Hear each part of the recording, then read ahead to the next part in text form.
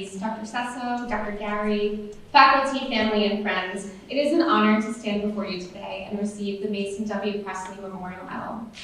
When I reflect back on my time in medical school, I think one of the most powerful lessons I've learned is how to treat an acute ischemic stroke. For those of us who are not in the medical profession, an acute ischemic stroke is when there is a blockage in the blood vessel in the brain. This means that blood can no longer pass through and oxygenate the brain, which somehow, through mechanisms that I don't know if I will ever truly grasp, holds our personalities, our souls, our ability to dance, and our favorite flavor of ice cream.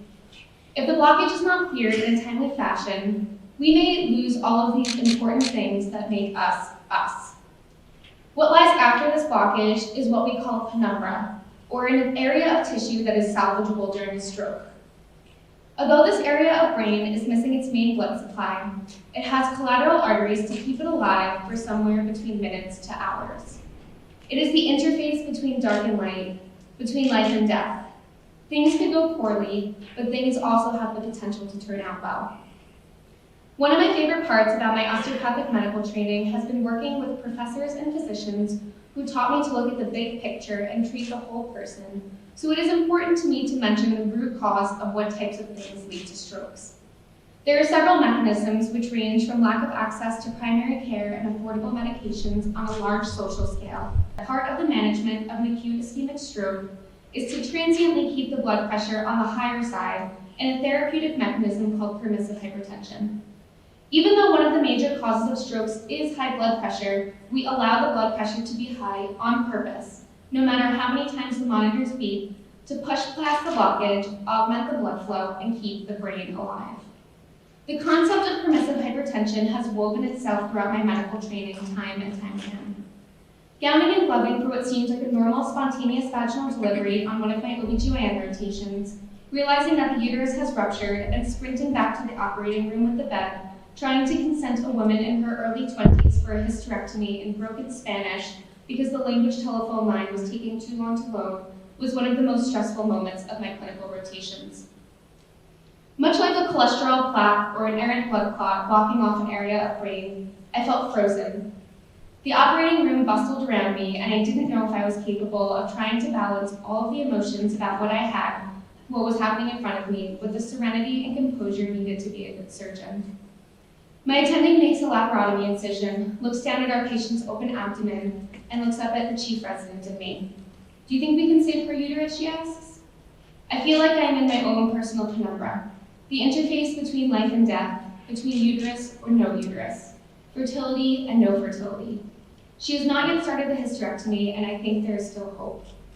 I glance down at my patient's uterus, and I look up at my chief resident, who gives me a small nod. My cheeks get warm, a sign that my stress level is rising. I know that this will not be an easy fix, and the possibility of failure is quite literally on the table. But I remind myself the existence of a penumbra implies that salvage is possible. So I set my jaw and firmly say yes.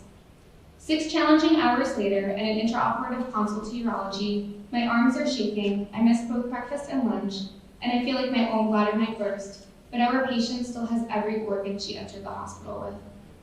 I went home late that evening, a better future obstetrician and surgeon than when I walked in. The most stressful day of my medical education was the one where I grew the most as a doctor. Stress is not always bad. In this scenario, we were thrown into a challenging situation, but rose to the occasion and came out better for it. However, it is important to recognize that one cannot operate, quite literally, in high-stress conditions all the time, just as we do not allow our patients to have high blood pressure all the time. There is bad stress where we drown in EMR clicks and scut work, and good stress where we grow as physicians. Constant stress in medical education is what leads to the equivalent of a stroke in real-life terms, burnout, which is why just as we bring our patients down to a normotensive blood pressure after they recover from their stroke, we must also take the time to reflect and recharge in our careers. I will neither be the first nor the last to admit that I am pretty terrified of starting residency. The promise of 28-hour calls, ability to prescribe controlled medications, and true patient responsibilities has given me a healthy dose of fear as I inch towards graduation. When I feel that uncertainty creeping in, I remind myself about the concept of permissive hypertension and that these stressful moments will help me grow. Thank you to the PCOM admissions team who believed that I would be successful here when I myself did not think I was good enough. To my friends and classmates who regularly tolerate my manic tendencies. To my teachers from kindergarten to medical school for your patience, commitment to education, and for encouraging my sense of creativity and good-natured rebellion. To my parents and grandparents who taught me the important lesson that I can do anything but not everything. And lastly, to my patients who for the last 4 years have shared their stories with me and invited me to participate in extremely personal parts of their lives. Thank you for teaching me to balance closeness and detachment. Thank you for not being too grumpy when I woke you up at 5 a.m. every day at my surgery rotation to ask if you had a bowel movement yet. And thank you for inspiring me to take care of all of my future patients with compassion, respect, and grace. I am forever grateful. I plan to enter the field of obstetrics and gynecology, and I'm excited to be both a surgeon and an office-based clinician to support women in their reproductive rights and to help bring new lives into the world each day. E.B. White, the author of Charlotte's Web, a favorite childhood book of mine, once said, "I get up every morning determined to both change the world and have one hell of a good time." Thank you.